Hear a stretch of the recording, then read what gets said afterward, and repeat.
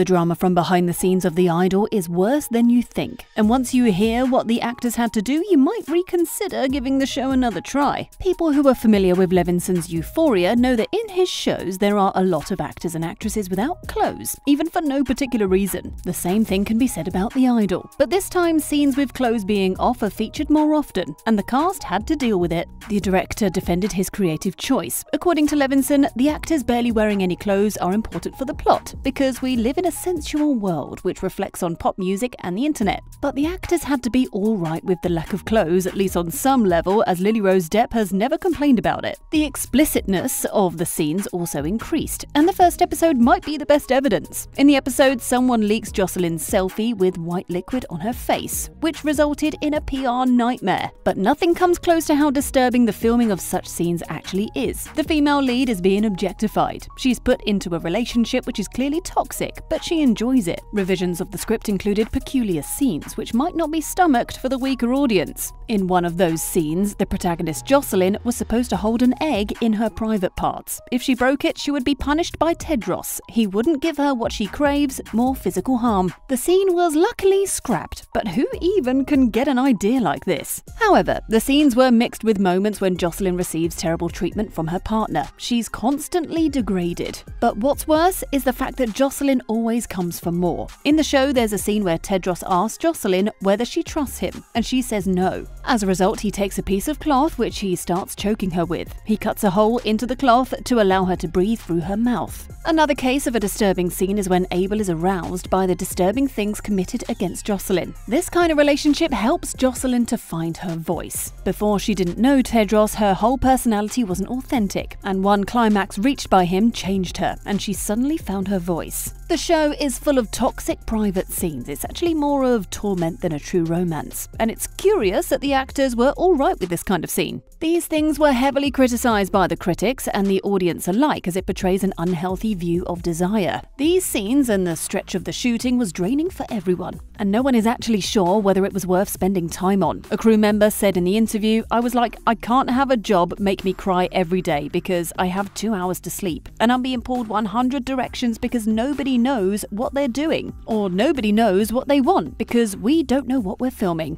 It's unclear whether someone besides Levinson and Abel knows what's actually in the show because of all the reshoots and usable material. The actors might be as surprised as the audience, but the personal lives of the actors were probably non-existent for the time spent on the project. But shooting difficult scenes and also non-existent personal life had an impact on Lily. Between the shots, Lily had to avoid Abel at all costs. The show features a lot of not completely okay people, but none of the actors went full acting method. None of them lost their minds as Lily described the situation, but Abel was closer than the others. He went on and beyond with his character development. For playing a crazy cult leader, Abel had to prepare himself for the role. According to Lily, she had to sometimes steer clear of him when Abel was in Tedros mode, because his character would do some crazy things. She said in the interview, "I'd be like, he's in his zone right now." Even if we don't know the extent of Tedros' insanity, it might have been difficult for the young actress to see a colleague completely embrace the role of Jocelyn's victimizer. What's more, Abel had to move out of his mansion to stay in the role. What's more, a part of the show was shot in Abel's personal mansion, which is an interesting choice for the set. The rumor is that the mansion was chosen because of the ridiculously expanded budget for the reshooting, so they would cut some expenses. Abel probably didn't want any money for the renting. Not only did the cast have to shoot very questionable things for the show, they had to deal with extreme chaos on the set as well. The first thing that the cast had to do was film things without properly finished scripts. From the moment the show was ordered in 2021, it was clear that it would make waves in the media. The filming started in late 2021 and was paused in April of 2022, but the production was in problems from the beginning. The director, Amy Seimetz, was booked and busy because of her acting job in a different project, and so was Abel, who was supposed to start his tour in July. To complicate things, the scripts were left unfinished, and the finale wasn't planned at all. That resulted in major delays in production. One of the members of the staff said for Rolling Stone, "I'd be driving home at the end of the day, and they'd be like, 'Oh, we're adding a scene, but it hasn't been written yet.' Plus, there were implied creative differences between Abel and Amy, because the show was becoming too much from Jocelyn's point of view and too feminist, which wasn't to Abel's liking. The situation was clearly stressful for the cast and the crew alike. But in April, the change of the directors happened. Sam Levinson Levinson took the helm of the show. The statement from HBO said that the initial approach of production didn't meet the standard of streaming service, which resulted in the change. So the story was changed according to Abel's and Levinson's ideas into a more toxic one, where the star is violated and comes for more because the mistreatment makes her music better. And the filming had to mirror that. What's more, many scenes with the new actors, who were supposed to have a big break in the show, were deleted, which had to be heartbreaking for them because they put a lot of work into portraying them. The chaos on the set resulted in a very unpredictable filming schedule, where the cast and the crew didn't know when the filming would be actually finished. The shooting started again in May, and the wrap party celebrating the finished product happened in July. But Levinson wasn't satisfied with the result and brought the cast back to the set for 3 more months. It's hard to imagine the actors' reaction when they were told to cancel their planned holidays, which were deserved after hard work. With being tight on schedule because of the reshoots, nonsense rules started to apply. As the show has the same directors as Euphoria, it's safe to say that the cast had to follow pretty similar rules. One of them was no restroom break while filming. This rule might be considered beyond the line of work in agreements. The actors are still people with their needs, and it's unimaginable to have basic necessities denied. The same thing happened with meal breaks. According to what's revealed by the insiders, Levinson wouldn't let anybody have a meal break even after the hours of shooting. The whole experience felt dehumanizing from the cast point of view.